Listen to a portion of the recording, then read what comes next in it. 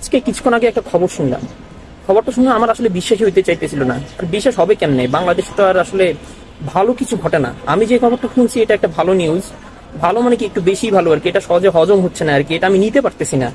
হ্যাঁ, এই ভালো নিউজটার ধাক্কায় আমি বেহুশ ছিলাম অনেকক্ষণ।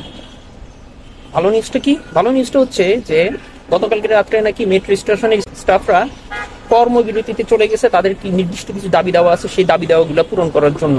কর্মবিরতিতে গেলে কি হয়, যে ওই সার্ভিসটা বন্ধ হয়ে যায়।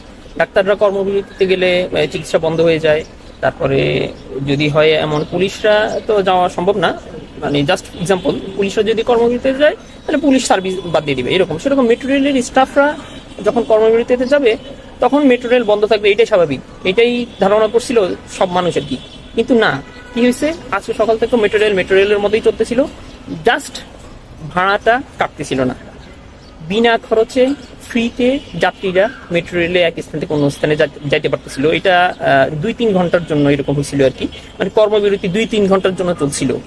যখন ফ্রিতে মেট্রো রেল চলতেছে, চালানো হচ্ছে, যখন এটা অথরিটি যখন এটা দেখলো, তখন সাথে সাথে যে স্টাফরা আছে তাদের সাথে কথা বলে এই জিনিসটা সমাধান করে ফেললো, এবং যারা কর্মবিরতিতে গেছিল তারা আবার কাজে ব্যাক করলো।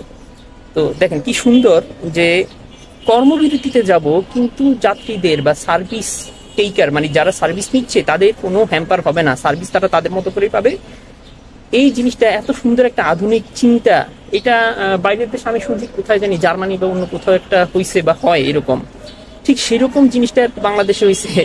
আর একটা দেশের উন্নতির প্রধান শর্ত হচ্ছে চিন্তাধারাটা চেঞ্জ করতে হবে, চিন্তাধারাটা চেঞ্জ করা। সেই চিন্তাধারা যখন উন্নত দেশের মতো হবে, তখন আস্তে আস্তে আপনার অবকাঠামোগত উন্নয়ন বলেন বা যে কোনো উন্নয়ন বলেন, সেগুলো আস্তে আস্তে দেখবেন যে ওই ইউরোপ আমেরিকা বা উন্নত দেশের মতোই হয়ে যাবে। তো ব্যাপারটা এটা আমার খুবই ভালো লাগছে, যে জন্য এটা শেয়ার না করে পারলাম না। ভালো থাকবেন।